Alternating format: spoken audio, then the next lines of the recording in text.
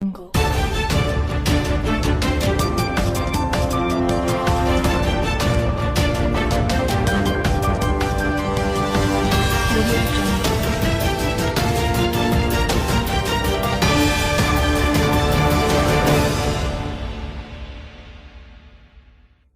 ఒక video clip చూపిద్దాం అనుకుంటున్నాను. కూడా కోరుకుంటున్నాను. జై హింద్, జై జనసేన.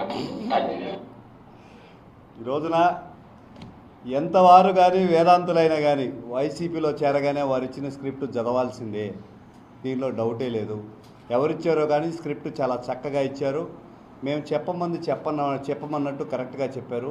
తీర్థం పుచ్చుకోగానే, తీర్థం అంటే ఏందో నాకు తెలియదు, మరి తీర్థం పుచ్చుకోగానే వాళ్ళు చెప్పినట్టు చేయాలి. మరి స్క్రిప్ట్ ఇచ్చారు, నీట్గా రాశారు. కంక్లూజన్లో జై హింద్, జై జనసేన. ఈసారి స్క్రిప్ట్ రాయించేటప్పుడు ఎవరు రాయిస్తున్నారో వారందరూ కూడా కింద కూడా మీ పార్టీ తాలూకు సిద్ధాంతాలు అదే మీరు ఏమైనా రాయించుకోండి, లేకపోతే స్క్రిప్ట్ చదవాల్సిందే అనే మైండ్లో ఉన్నవాళ్ళు ఏదేదో చెప్పేస్తారు, వాళ్ళ భావాలు చెప్పగలరు. పోయినట్లయితే పార్టీ నుంచి వదిలిపోయిన వ్యక్తుల గురించి జనసేన పార్టీ ఎప్పుడు మాట్లాడదు. మొదట్లో ఏదైనా కోపం మీద ఏదైనా రెండు మాటలు అంటే తర్వాత కూడా ఎవరు పట్టించుకునే పరిస్థితి లేదు. ఈ రోజున తెలుగుదేశం పార్టీతో పొత్తు పెట్టుకోగానే దాదాపుగా మా జిల్లా స్థాయి కేడర్ అంతా కూడా ఎవరైతే మా జిల్లా అధ్యక్షులుగా ఉన్నారో వాళ్ళందరూ కూడా సంకలు గుద్దుకొని గెలిచేది మనమే, మన పొత్తే అని చెప్పి అందరూ వేడుకలు చేసుకునే టైప్లో చేశారు. అది అందరికీ తెలిసిన విషయమే.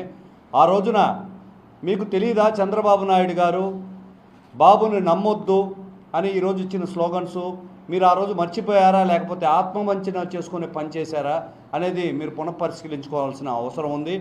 ఎన్నోసార్లు వైఎస్ఆర్సీపీ ప్రభుత్వ వైఫల్యాల గురించి ఎన్నోసార్లు మీరు ఎండగట్టిన వైనం మాకు కళ్ళకు కట్టినట్టుగానే ఉంది. రోజు చూసినట్లయితే మనం బతికే వాళ్ళవి. అదేవిధంగా నెల్లూరు జిల్లా కూడా ఒక క్రైమ్ క్యాపిటల్ లాగా తయారు చేసిన ఘనత ఈ వైసీపీ నాయకుడికి, ఈ జగన్మోహన్ రెడ్డికే చెందుతుంది.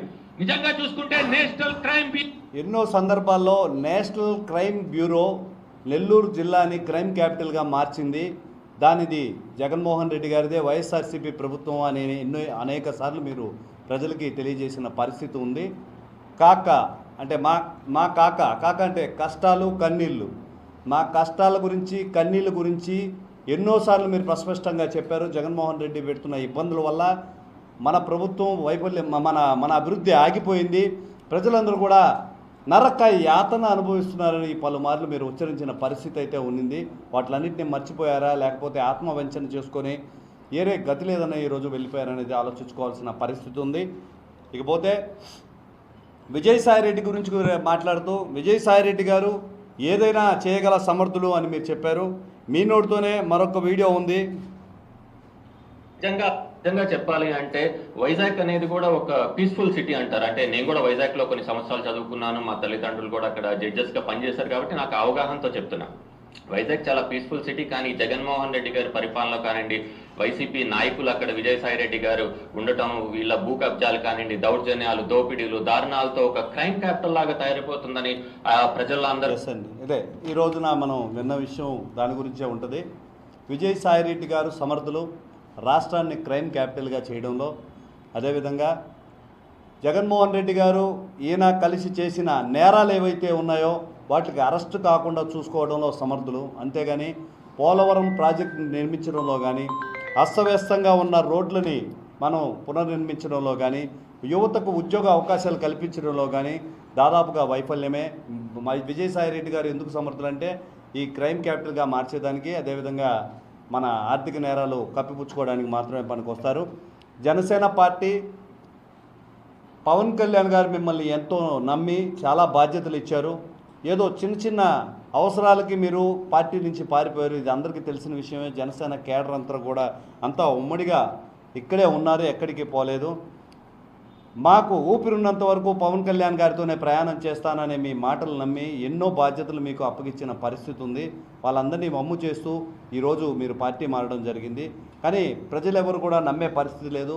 పలు సందర్భాల్లో మా కష్టాలు కన్నీళ్ళు గురించి, నరక యాతన గురించి మీరు పదే ప్రెస్ మీట్లు ఇచ్చి అందరికీ తెలియజేశారు. వైసీపీ ప్రభుత్వం రాష్ట్రాన్ని రావణ కాష్టంగా చేస్తుంది. వారు ఇచ్చిన స్క్రిప్ట్ చదవాల్సిందే. ఆ తీర్థం పుచ్చుకున్న వాళ్ళు ఆ తీర్థం తాలూకు ఎఫెక్ట్ చూపించాలంటే ఈరోజు స్క్రిప్ట్ చదవాల్సిందేగా భావిస్తున్నాను. వీటి వల్ల ఎటువంటి ప్రయోజనాలు లేవు. ఈ ప్రెస్ మీట్లు కానీ ఈ మాటలు కానీ ప్రజలు ఎవరు కూడా నమ్మవద్దు. తెలుగుదేశం, జనసేన, బీజేపీ ఉమ్మడి ప్రభుత్వం స్థాపించబోతుంది. ప్రజలందరికీ అభివృద్ధి దిశగా అడుగులు పడిపోతున్నాయి. వీటిలన్నిటి కూడా మీరు గమనించుకోమని చెప్తున్నాను. ఇకపోతే మా పార్టీ 4వ పిల్లం జగన్మోహన్ రెడ్డి గారు మొన్ననే బహిరంగ సభ పెట్టి డిక్లేర్ చేశారు. సతీ సావిత్రి టాటి గొప్ప భార్యలందరూ రోజుకు ఒక్కసారైనా మొగుళ్ళను తలుచుకుంటారంట. అదేవిధంగా ఆమె 4వ పిల్లం కాబట్టి జగన్మోహన్ రెడ్డి గారు మా పవన్ కళ్యాణ్ గారిని అప్పుడప్పుడు తలుచుకుంటూ ఉంటారు. తన పాతివ్రత్యం నిరూపించుకోవడానికి చేసింది ఏమీ లేదు, కానీ పర్సనల్ అసోసియేషన్ మీద ప్రతిపక్షాల మీద విరుచుకుపడుతూ ఉంటారు. అంతకంటే మీరు చేసేదేం లేదు. రాయితో డ్రామాలు, అదేదో కొంపలు అంటుకుపోయినట్టు, హత్యాయత్నం జరిగినట్టు, అంత పెద్ద సెక్యూరిటీ మధ్య మీకు రాళ్ళు ఎట్లా దొరికాయి? ఒకే రాయి ఏ విధంగా మీ మీద పడింది? కక్ష ఉన్న వాళ్ళు 4-5 రాళ్ళు వేస్తారు, ఒకే రాయి ఏ విధంగా పడింది అనేది కూడా గమనించుకోవాల్సిన పరిస్థితి ఉంది. రాష్ట్రంలో మీ కళ్ళబొల్లి డ్రామాలు ఎవరు నమ్మే పరిస్థితి లేదు. ఏసారి ఎలక్షన్లు వచ్చినా కూడా సెంటిమెంట్ వర్కౌట్ చేసేటట్టు ఏదో ఒక డ్రామాని మీరు ప్లే చేయడం సహజమే.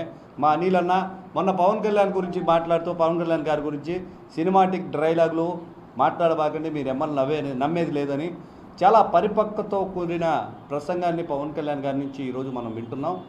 మీరు అన్నారు మొదట్లో 0.5% 2020 పోలవరం ఫినిష్ అన్నా అని మనం దేశం మొత్తం కూడా సిగ్గుపడే విధంగా అసెంబ్లీలో గలాటాలు